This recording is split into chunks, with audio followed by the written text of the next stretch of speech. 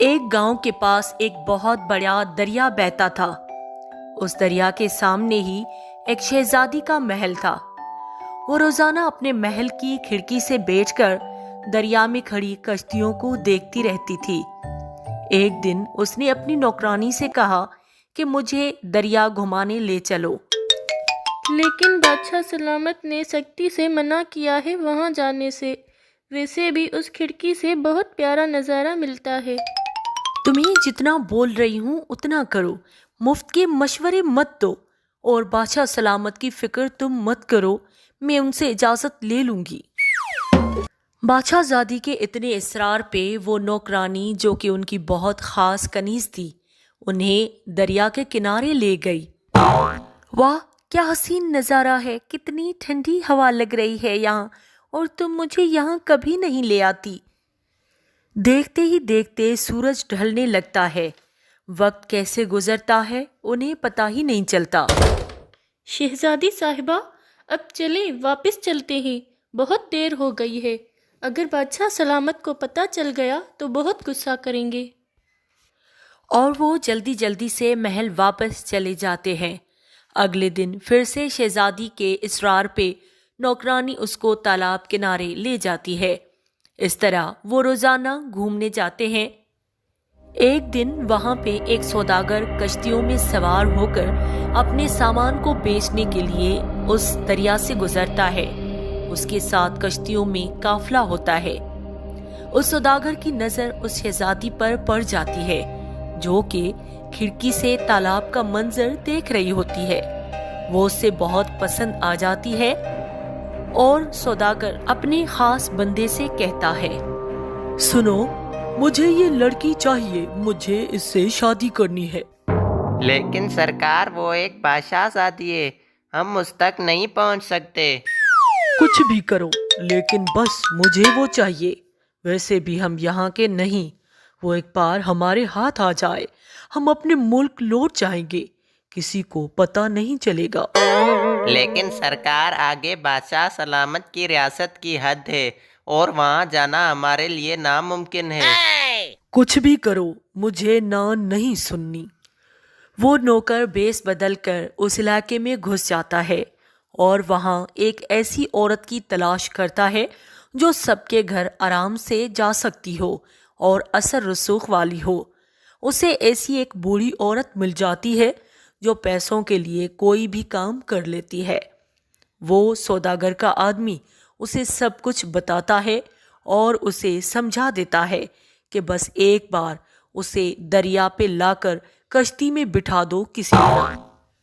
وہ بوڑھی عورت شہزادی کے پاس جاتی ہے اور اسے بہلا پھسلا کر اپنے ساتھ لے جاتی ہے اور کہتی ہے، بیٹا، تم کبھی ان کشتیوں میں بیٹھی ہو؟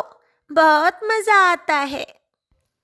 نہیں، مجھے تو باہر آنے کی بھی اجازت نہیں ہوتی، میں نے کبھی کشتی میں سیر نہیں کی۔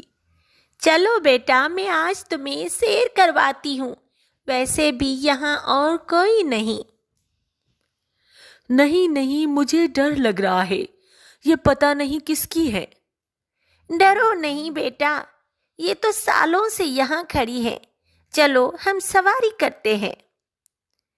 وہ شہزادی کو بہلا پھسلا کے کشتی میں بٹھا دیتی ہے، اور وہ سوداگر جو پہلے سے ہی تیار ہوتا ہے شہزادی کو اغوا کر کے لے جاتا ہے۔ ادھر بادشاہ سلامت کو جب پتہ چلتا ہے تو وہ اپنے لوگ ان کے پیچھے بھیجتا ہے، لیکن بہت دیر ہو چکی ہوتی ہے، وہ بہت دور نکل جا چکے ہوتے ہیں۔ وہ سوداگر شہزادی کو ایک جزیرے میں لے جا کے قید کر دیتا ہے، اور وہ ایک جادوئی غفا ہوتی ہے۔ اس کا دروازہ ایک سونے کے جادوئی دانت سے کھلتا ہے، جو کہ سوداگر کے منہ میں اپنے دوسرے دانتوں کے ساتھ لگا ہوا ہوتا ہے۔ وہ شہزادی کو غفا میں چھوڑ کر جادوئی دروازہ، جو کہ پتھر کا ہوتا ہے، وہ بند کر کے اپنے کام سے چلا جاتا ہے، اور 6 مہینوں تک وہ کام کے سلسلے میں باہر رہتا ہے۔ شہزادی بہت پریشان رہتی ہے، وہ اس غفا میں اکیلی ہوتی ہے اور اسے اپنے گھر کی بہت یاد آتی ہے۔ اس طرح سے کافی سال گزر جاتے ہیں۔ ایک دن شہزادی سوچتی ہے، کتنے سال گزر گئے، کوئی مجھ تک نہیں پہنچا، میں یہاں سے کیسے رہا ہوں گی؟ کیا کبھی کوئی مسیحا آئے گا یا مجھے خود ہی کچھ کرنا پڑے گا؟ پھر شہزادی کو ایک ترکیب آتی ہے اور وہ کچھ سوچنے کے بعد مطمئن ہو جاتی ہے۔ ادھر بادشاہ شہزادی کے غم میں بیمار ہو جاتا ہے، اسے ڈھونڈنے کی بہت کوشش کرتا ہے، لیکن اس کو شہزادی کا کچھ پتہ نہیں چلتا۔ شہزادی کا ایک طوطا بھی ہوتا ہے جو کہ اس کا بہت وفادار ہوتا ہے، وہ بھی اسے بہت ڈھونڈتا ہے۔ سوداگر جب اس گفا میں آتا ہے، شہزادی اس کے ساتھ بہت اچھے سے پیش آتی ہے۔ واہ، یہ تو کمال ہو گیا، اتنے سالوں میں تو کبھی تم اتنے اچھے سے پیش نہیں آئی، اور یہ اچانک کیسے تم میرے ساتھ اتنی اچھی ہو گئی؟ اب آپ نے مجھ سے شادی کر لی ہے، آپ کی خدمت کرنا میرا فرض ہے۔ ویسے بھی اب پیچھے میرا کون ہے جس کی راہ دیکھوں؟ سب کچھ آپ ہی ہیں، اب ہم ساتھ میں خوش رہیں گے۔ شہزادی سوداگر کا اعتماد حاصل کر لیتی ہے اور وہ اب اس پر بہت بھروسہ کرتا ہے۔ اس طرح کچھ مہینے گزر جاتے ہیں۔ ایک دن جب سوداگر پھر سے کچھ مہینوں بعد گھر آتا ہے، اب آپ کو جانے نہیں دوں گی، آپ اتنے مہینے چلے جاتے ہیں، مجھے آپ کی بہت یاد آتی ہے۔ اب میں آپ کے سوا ایک دن نہیں رہ سکتی، آپ کو جانے نہیں دوں گی۔ سوداگر یہ سن کر بہت خوش ہو جاتا ہے اور اسے لگتا ہے واقعی شہزادی اب مجھے چھوڑ کے کہیں نہیں جانا چاہتی۔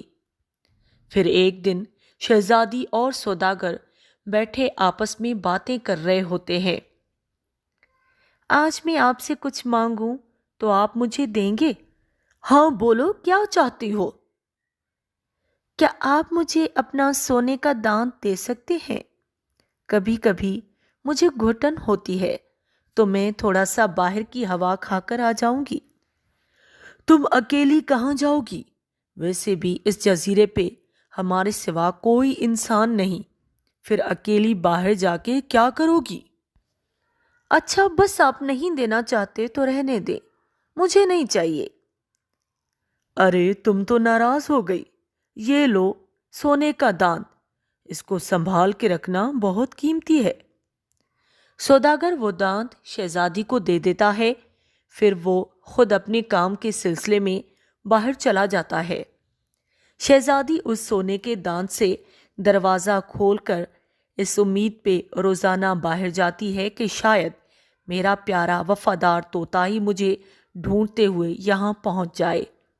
پھر ایک دن وہ غفا سے باہر آ کر بیٹھی سمندر کی طرف دیکھ رہی ہوتی ہے تو اس کا وفادار طوطا جو کہ اسے ڈھونڈتے ہوئے وہاں پہنچ جاتا ہے۔ وہ شہزادی کو دیکھ کے بڑا خوش ہو جاتا ہے۔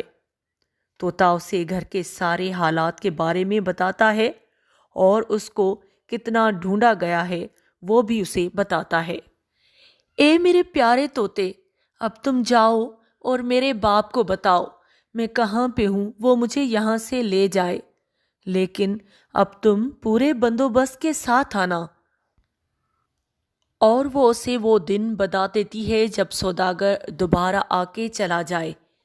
پھر طوطا سارا قصہ بادشاہ کو سناتا ہے، وہ بہت خوش ہوتا ہے اور اپنے لوگوں کے ساتھ خود بھی کشتیوں میں بیٹھ کر شہزادی کے بتائے ہوئے دن وہاں پہنچ جاتا ہے، اور وہاں شہزادی پہلے سے ہی جانے کے لیے تیار سمندر کے کنارے ان کا انتظار کرتی ہے۔ وہ جیسے ہی وہاں پہنچتے ہیں، شہزادی فوراً کشتی میں بیٹھ جاتی ہے اور بادشاہ سے مل کے بہت خوش ہوتی ہے۔